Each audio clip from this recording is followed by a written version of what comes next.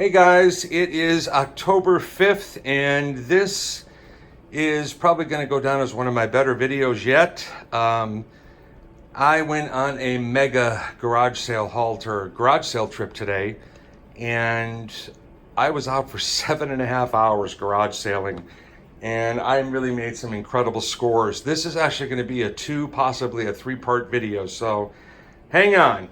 I'm going to go ahead and get started. This first lot I'm going to show you all came from one garage sale, the very first one I went to, and I just lost my mind when I went there. There was so much there. So I'm going to go through some stuff real quick and kind of show you what I picked up. First thing I found there were these beer trays. This one's vintage, this Schlitz beer tray. That might have a little value. Then there's 3 Jägermeister ones. I don't know if they're really worth a lot, but I picked them up. Picked up this old vintage Westclock travel radio. This is actually some World War II stuff, a small pin and an armband. It's Nazi stuff, but it's collectible, it's valuable, so I picked it up. This is actually a rock hammer. If you're into geology, here's an old vintage cigar type of a lighter. Some 1969 baseball memorabilia coins, a bosun's whistle, Seiko watch, and this is a Lone Ranger pocket knife. So I'm not giving you prices because I paid a price for everything. Picked up a Revell model. I think this might be a snap together, but these things are really right now really popular and hot. In the back you see a small what is this called? This is what's his name's plane? Spirit of St. Louis, Lindbergh's plane. A little small scale model. In the back, the glasses case. This is for Oakley's. The thing you see in the back, I have no idea what it is. It's just old technology stuff, and that stuff is collectible for some people. So I picked it up. This is, I don't know what exactly. I just thought it was cool. It's a toucan little pitcher. Let's see, a bag of mostly Anheuser-Busch little cars, so I'm going to lot them all out and sell them as a lot. A couple of vintage boxes of Shiny Bright Christmas ornaments. These are originals. These aren't reproductions or anything. Unfortunately, the box got a little damaged bringing it home, but they're pretty cool.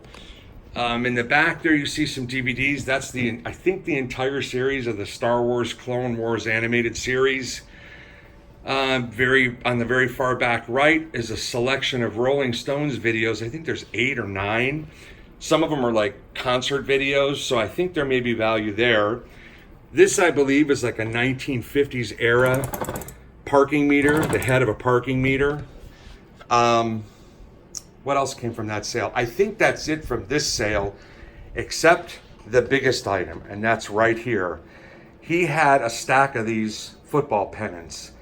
And I don't know a lot about them. I know some of them are expensive. And I said, hey, what do you want if I bought all of them? And he said, how about $10? And I jumped on it. I didn't even look at them until just a few minutes before making this video.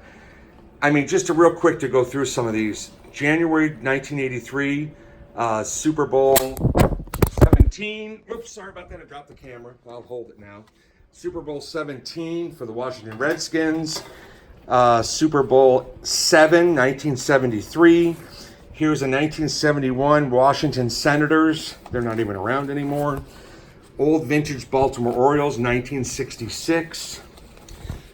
Chicago Blackhawks, that's hockey.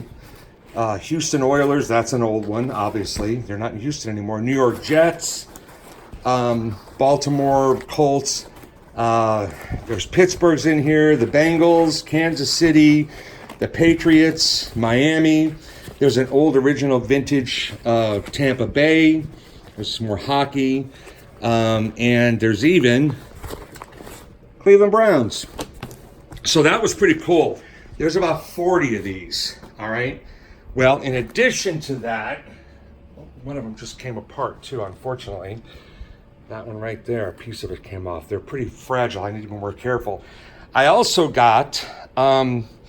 in that bag, or that lot, here are 1, 2, 3, 4 sorry for the camera, 4 Kings Island pennants, a Hershey's, Pennsylvania pennant, a Six Flags Atlanta, and this next one, I almost died when I saw it. This brought back memories. Cedar Point in Sandusky, Ohio. My old stomping grounds up northern Ohio. So I was stoked about these. And the Cincinnati, or the Cedar Point one, even has the original Cedar Point gift shop logo and price, $1.32. In addition to that, which I think right there is probably the best thing I bought today. I think I paid $10 for all those. I'm thinking I could get, when they're all sold and done, I could get up to $500 for some of these. You know, total, I mean. Because of the rarity and how old they are. It's a shame that one tore. In addition to that, just on a whim, I said, what do you want for those car things? And I forgot what he told me. I ended up taking them. Look at this. These are from the early 80s. That is a Camaro. That is a Camaro Beretta. Here is a 1981 Suburban and a Monza Spider. I forgot what I paid separately for these, but it was still included in the whole lot. I paid, I think 60, 61, 62, something like that. I think he ended up letting me have it for like 60 for all of this.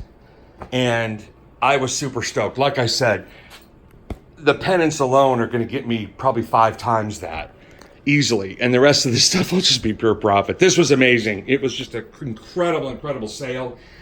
I literally was overwhelmed. I didn't know to return first. I was trying to grab everything I could. There were a couple of other things I missed that people were buying that were incredible. Oh, one thing I didn't show you was this. This is an old Morse code tablet. I don't know if this is World War I, World War II. It could be either. I don't know. It's cool. It's vintage. It's going to get sold, but I thought it was cool anyway. Yeah, he had so much, literally, you just didn't know where to turn.